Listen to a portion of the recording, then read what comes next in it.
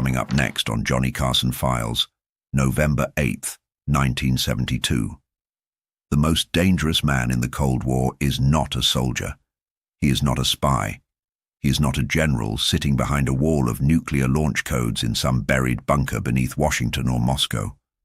He is a 29-year-old kid from Brooklyn who has just done something that the entire Soviet Empire spent 20 years trying to prevent.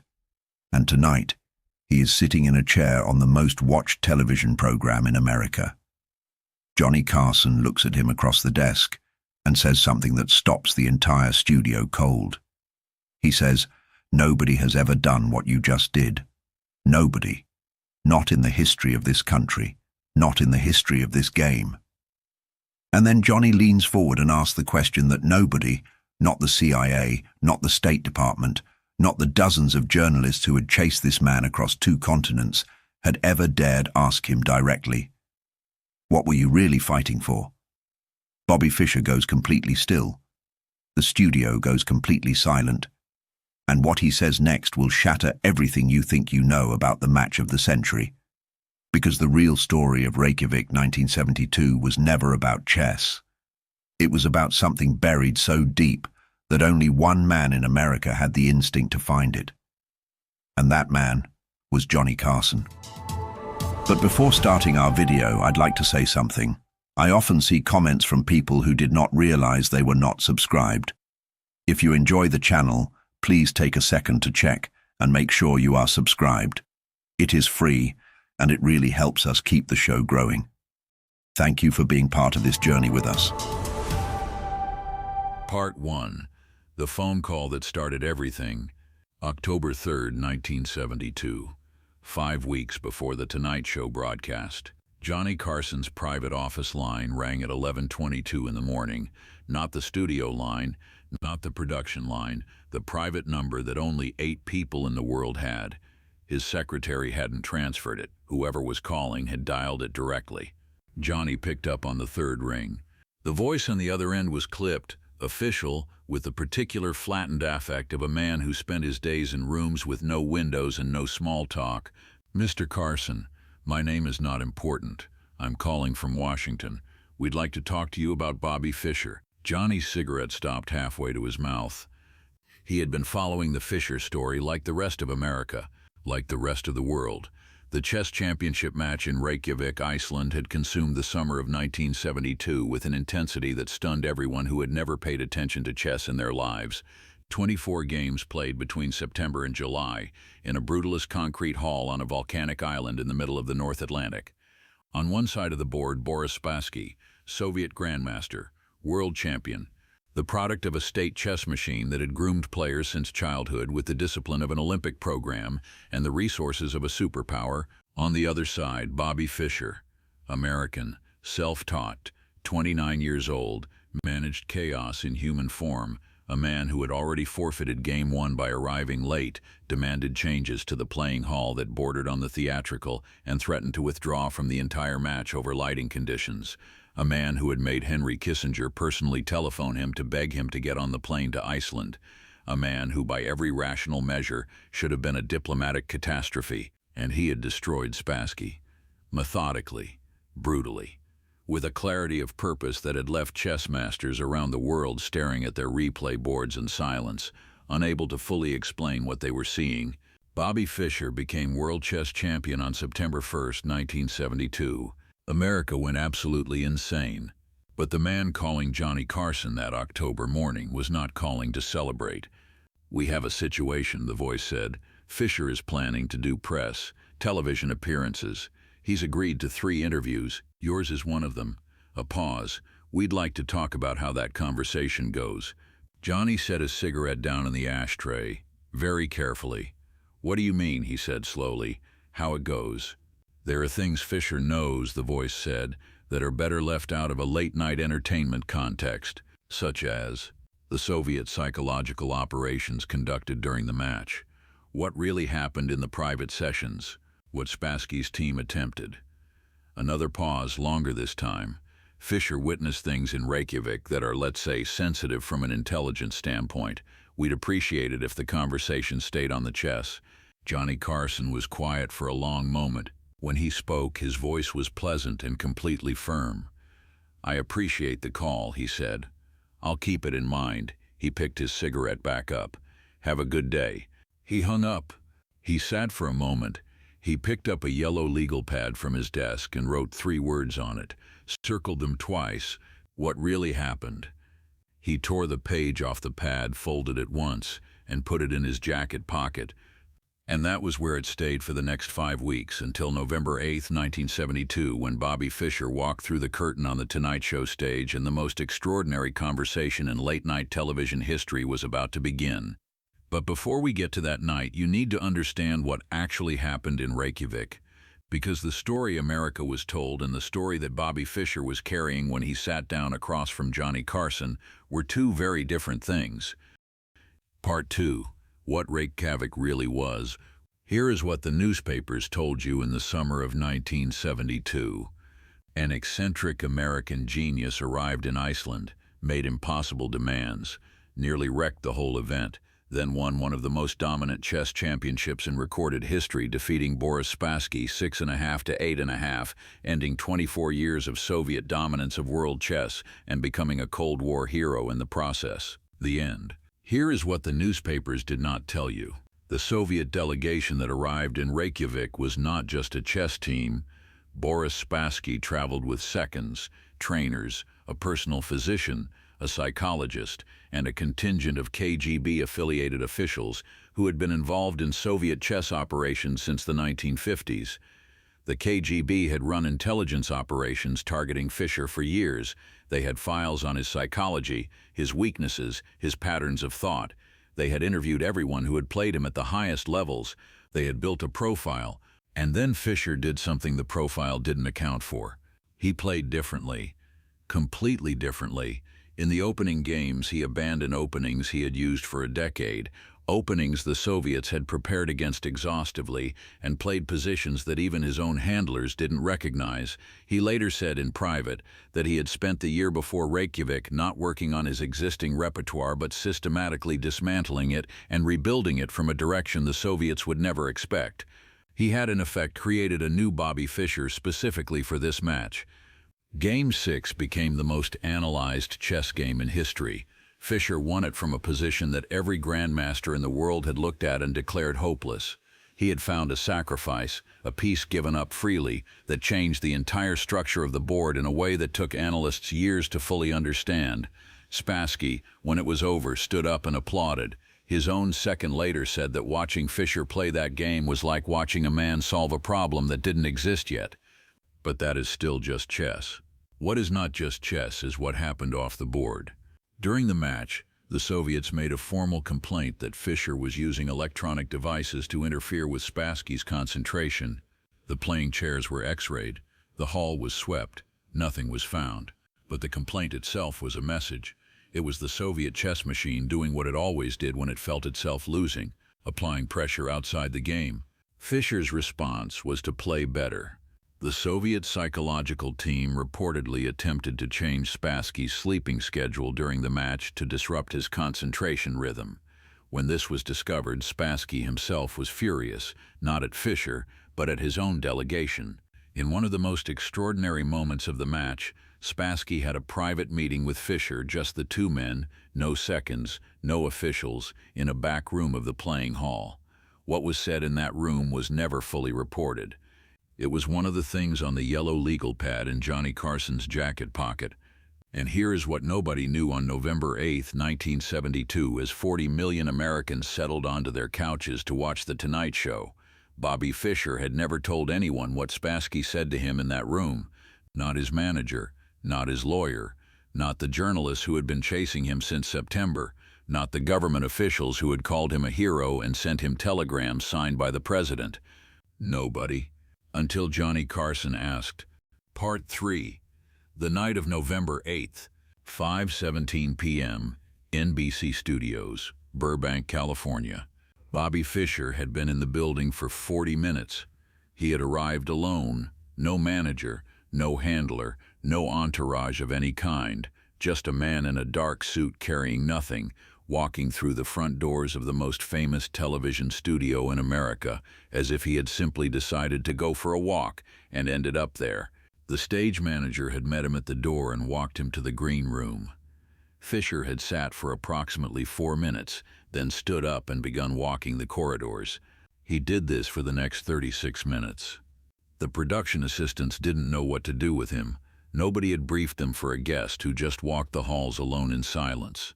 One of them, a 22-year-old named Gary Sherwood, who would later become a senior producer at ABC, tried twice to guide Fischer back to the green room. Both times Fischer had looked at him with a calm, measuring expression and simply continued walking. Ed McMahon found Johnny in his dressing room at 5:22 and knocked twice. "He's walking the corridors," Ed said. "I know," Johnny said. He was standing at his mirror, straightening his tie. He didn't look away from the mirror.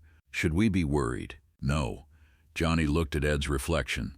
"He's thinking." "About what?" Johnny finally turned from the mirror. He reached into his jacket pocket and pulled out a yellow folded piece of paper. He handed it to Ed. Ed unfolded it and looked at the 3 words circled twice. "What really happened?" Ed looked up, Johnny. "I got a phone call 5 weeks ago," Johnny said. He took the paper back, folded it, put it back in his pocket. "Someone from Washington asked me to keep tonight's conversation on the chess."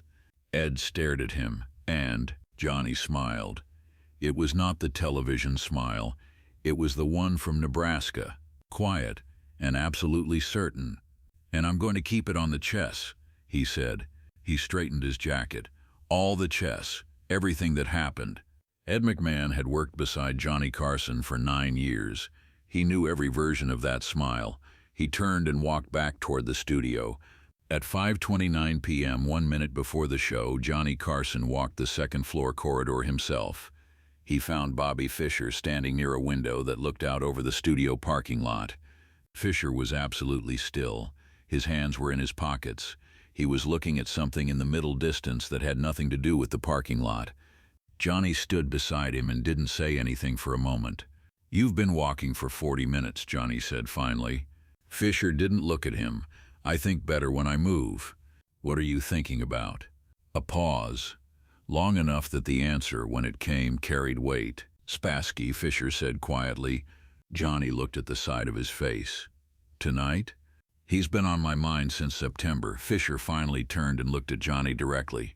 His eyes were unusual, the kind of eyes that made you feel examined rather than seen.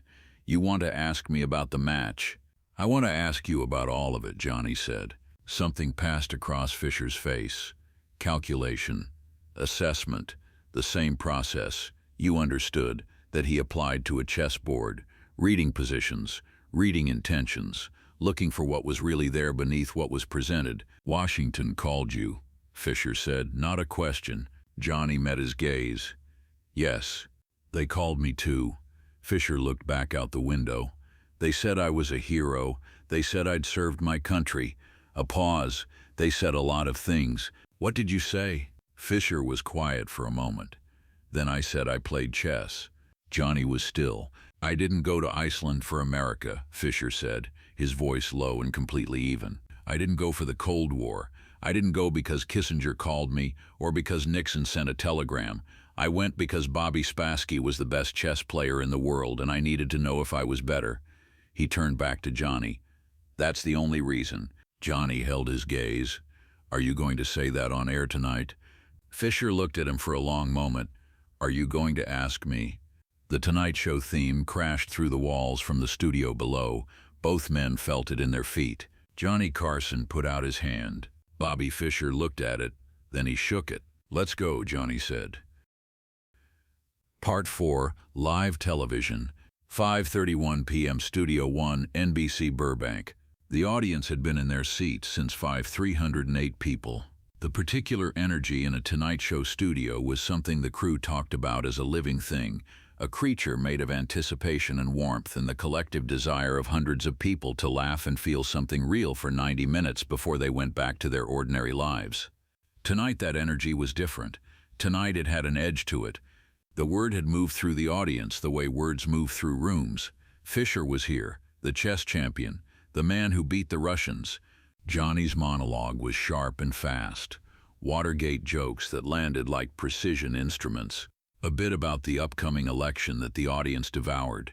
Johnny was loose and warm and completely present, but Ed McMahon noticed the yellow legal pad on Johnny's desk. Johnny never brought notes to the desk. In 9 years, Ed had never seen him bring a single piece of paper to that desk during an interview. Tonight there was a yellow legal pad, face down, under the edge of Johnny's coffee cup. The first guest that night was actor James Garner, who was charming and funny and gave the audience 20 minutes of easy pleasure. Johnny was completely present and completely somewhere else at the same time. Then Ed McMahon stood. Ladies and gentlemen, Ed's voice filled the studio the way only Ed's voice could, like warm water filling a room. 3 months ago, in a concrete hall on an island in the North Atlantic, this man sat down across from the greatest chess player the Soviet Union had ever produced. He had been told he couldn't win. He had been told the match was already decided. He had been told that 24 years of Soviet dominance of world chess was simply the natural order of the universe. Ed paused. The audience was completely still. He did not agree. Another pause. Ladies and gentlemen, the world chess champion, Bobby Fischer. The audience erupted. Bobby Fischer walked through the curtain. He walked the way people who had watched him described, with a directness that was almost startling. No performance in it, no acknowledgement of the applause beyond the brief nod of a man who had heard his name called and was responding to it. He sat down across from Johnny. He looked at the desk. He looked at the yellow legal pad face down under the coffee cup. His eyes moved to Johnny's. Johnny picked up the legal pad, turned it over, placed it on the desk between them, face up. 3 words, circled twice. What really happened? Bobby Fischer looked at it for 1 full second. Then he looked up at Johnny. Let's start there, Johnny said. The audience didn't know what they were looking at, but they felt the temperature of the room change. They felt the weight of something real settling over the studio like weather moving in. And Fischer, who had said no to 67 interview requests since winning the championship. Fischer, who had turned away journalists from every major publication in the world. Fischer, who had refused to give a single substantive interview about the match itself since returning from Iceland. Fischer leaned back in his chair, and he started talking. Part 5. The Secrets of Reykjavik. Tell me about the moment it started, Johnny said. Not the first game. Before that, when did you know you could actually win this? Fischer looked at the desk. 1971, he said. Candidates matches. I beat Taimanov 6-0, then Larson 6-0, then Petrosyan. 2 of those men were former world champions, former Soviet world champions. He looked up. The machine had never produced a score like that against anyone. I knew then. The Soviet machine, Johnny said. That's what it was, Fischer said with a directness that was his most consistent quality. They didn't just produce chess players, they built a system. Players shared analysis with each other, collectively, against Western players. When one Soviet grandmaster played you, he was carrying the preparation of every Soviet grandmaster. It was one man against a collective. A pause. That's what I was walking into in Reykjavik. And you walked in anyway, Johnny said. I walked in differently, Fischer said. I didn't try to beat the system the way it expected to be beaten. I rebuilt my entire game in the year before the match. Everything they had on me was wrong by the time I got there. Johnny leaned forward slightly. The intelligence people, the KGB. The room went very still. Not a cough, not a shift in a seat. 308 people absolutely motionless. Fischer looked at Johnny evenly. What about them? They had a file on you. They had files on everyone. Yours was different, Johnny said quietly. I've been told it was different. Fischer studied him. Who told you that? Washington, Johnny said simply. He didn't elaborate. He didn't need to. Fischer was quiet for a moment. When he spoke, something had shifted in his voice. Not softer, more deliberate. The voice of a man choosing each word the way he chose each move. In Reykjavik, he said, the playing conditions were designed to break my concentration. The lighting was wrong. The cameras were too loud. The chair was the wrong height. These things were not accidents. He paused. Every condition was calibrated based on psychological assessments of how I think, how I work, what disrupts me. He looked at Johnny steadily. Someone gave them that information. The studio was absolutely silent. "An American?" Johnny said. "I don't know," Fischer said. And for the first time, something moved across his face that was not calculation or assessment. Something older and quieter than that. "I never found out. I don't know if I wanted to." Johnny was still for a moment. Then he turned the legal pad over, took a pen from his pocket, and wrote something. He turned it back toward Fischer. One word: Spassky. Bobby Fischer looked at the word for a long moment. Something happened to his face that the cameras caught in full. Something that 40 million Americans watching from their living rooms would not have been able to name but would have recognized.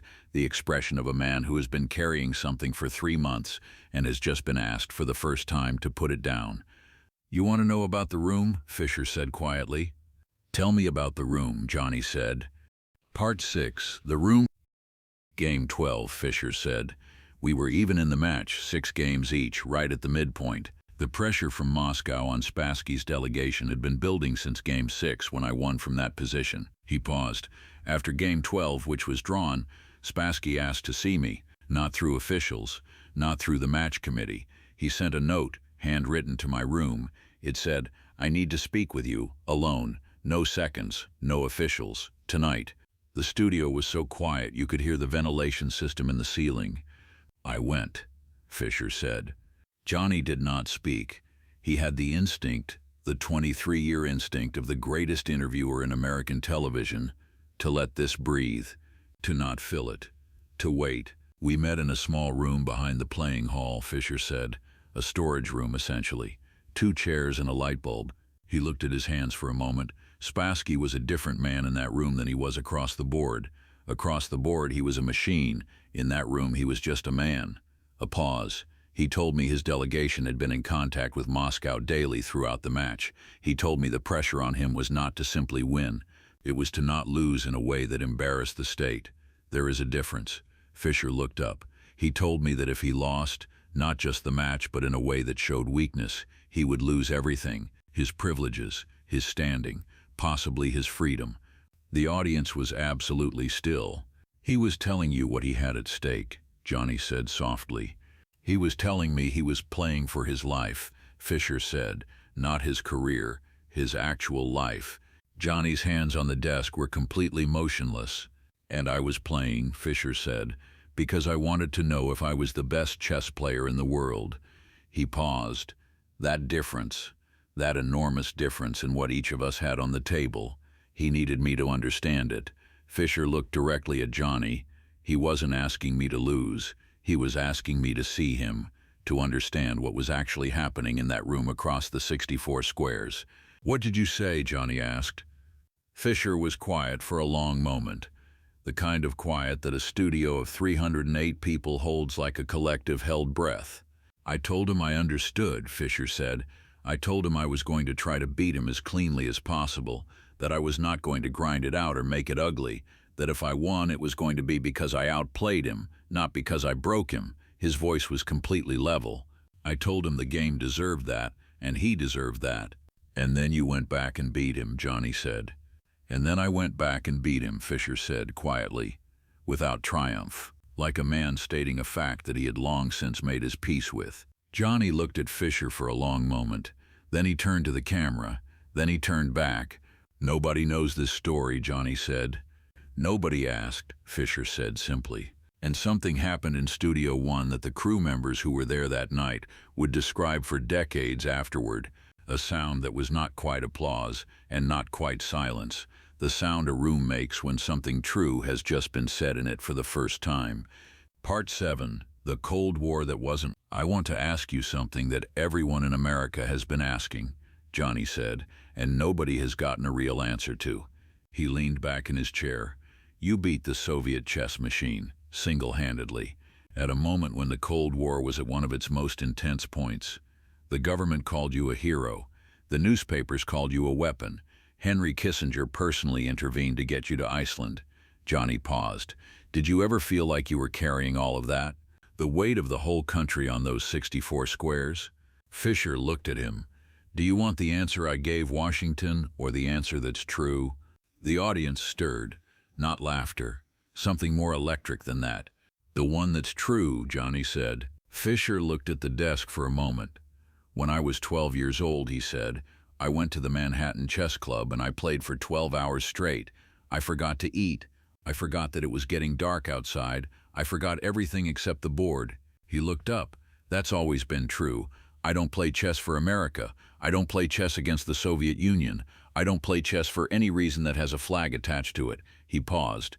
"I play chess because it's the only place in the world where everything is completely honest, where there's no propaganda, no ideology, no political machine telling you what the position means. The position is what it is. The truth is right there on the board. 64 squares, 32 pieces, complete honesty." He looked at Johnny. "I went to Iceland because Spassky was the best, and I needed to know. That's the only reason. That's the only reason I've ever done anything in chess." Johnny held that for a moment, let it sit in the room. "But the effect," Johnny said quietly. "What it meant, not to you, to the country, to the people watching. Do you think about that?" Fischer was quiet for a long moment. "Spassky told me something else in that room," he said.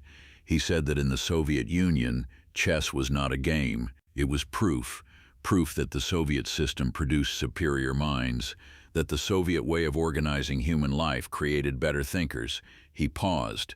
"When I beat him, I wasn't just winning a match. I was breaking the proof." He looked at Johnny. "I understood that. I just didn't do it for that reason." A long pause. "Maybe that's what made it possible. I wasn't carrying the weight of what it meant. I was just playing chess." Johnny looked at him for a long moment.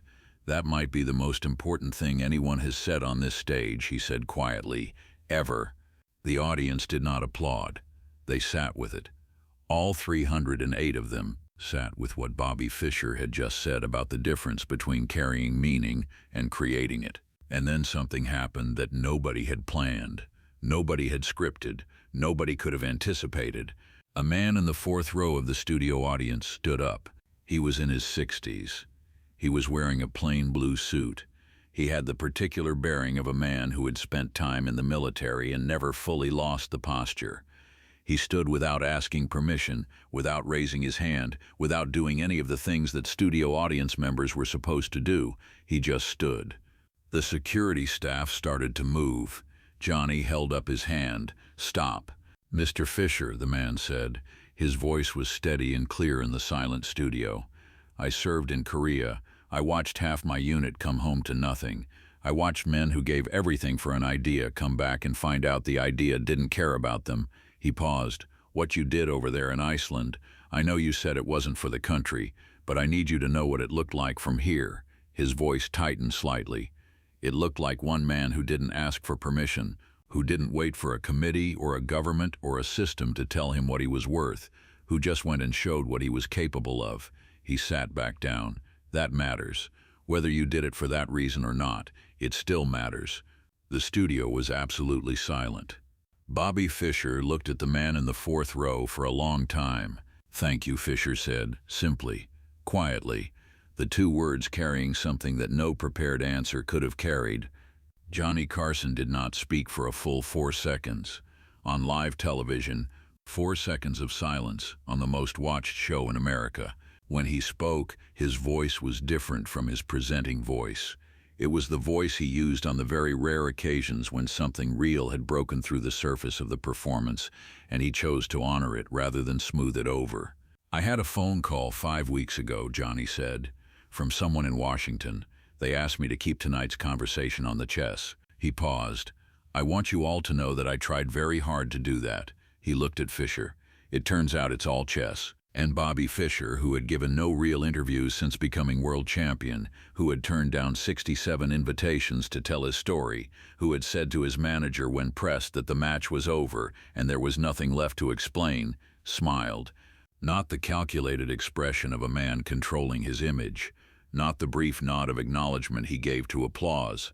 A real smile, small and quiet and entirely genuine. Ed McMahon, who had seen tens of thousands of moments on that stage, later told a colleague that it was the most surprising thing he had witnessed in 9 years on the show. Not the secrets from Reykjavik, not the story of the room, not the revelation about Spassky's fear. The smile. Part 8. What happened after the cameras? The Tonight Show broadcast of November 8, 1972 aired at 11:30 p.m. Eastern Time. By midnight, the NBC switchboard had received more than 4,000 calls. By 6 a.m. the following morning, every major newspaper in the country was running pieces about the broadcast, not about the chess championship, which they had already covered exhaustively, about what Fischer had said in that studio, about the room behind the playing hall in Reykjavik, about Spassky.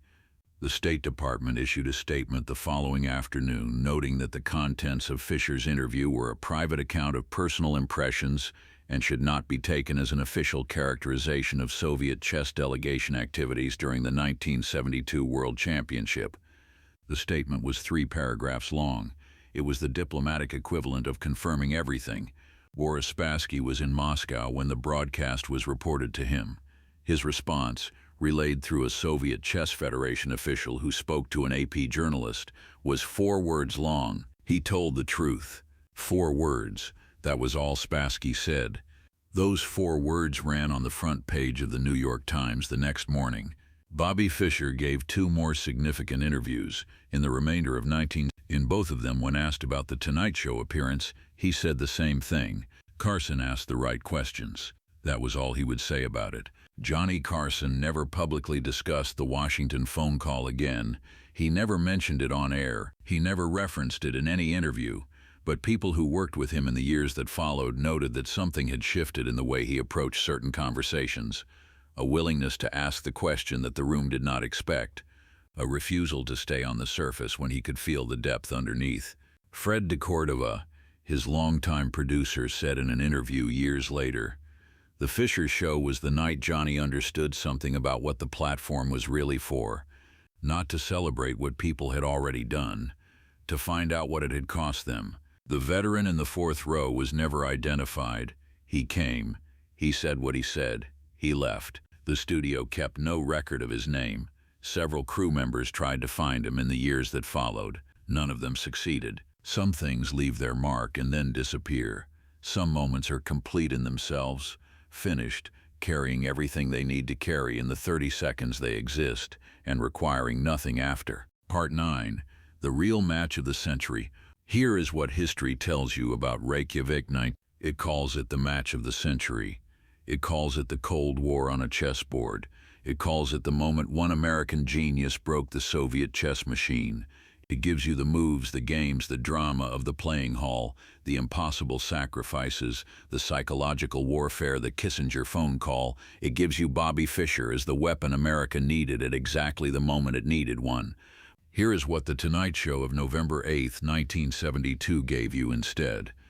A 29-year-old kid from Brooklyn who learned chess from a manual he found in a candy store, who spent a year rebuilding his entire game from the ground up because he knew what was waiting for him, who sat in a small room with a light bulb and 2 chairs and looked at the man he was about to defeat and told him he was going to beat him as cleanly as possible, who came home world champion and turned down 67 interviews because there was nothing he wanted to explain, who walked into Johnny Carson's studio because Johnny Carson had 3 words on a yellow legal pad and the instinct to ask the questions that Washington had called to prevent. The match of the century lasted 24 games and 3 months. The conversation that explained it lasted 48 minutes. And what Bobby Fischer said in those 48 minutes was the same thing he had said across 36 games and 2 candidates matches and 1 world championship and an entire lifetime spent in front of a 64-square board. The truth is right there. Most people stop looking before they find it. Johnny Carson found it on November 8, 1972. He went looking for it. That was the difference. And 40 million Americans sat in their living rooms that night and watched a man from Brooklyn explain to them, in the most honest language he had in him, that the most powerful thing any human being can do is simply refuse to be what someone else's system needs them to be. Even when the entire Cold War is asking you to play along, even when Washington is calling your host in advance, even when the whole world wants the story to be about flags and ideology and the great struggle of civilization, even then, sometimes the greatest victories are won by the man who is simply playing his own game. Closing, Bobby Fischer held the World Chess Championship until 1975, when he forfeited his title rather than play under conditions he considered unacceptable. He disappeared from competitive chess for nearly 2 decades.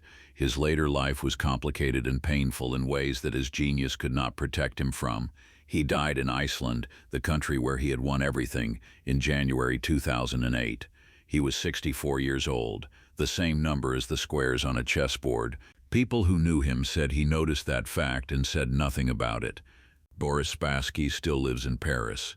He has spoken about Fischer many times over the years, always with the same quality in his words that you heard in those 4 from 1972. Respect. Real respect. The kind that survives defeat. The kind that knows what it was measuring.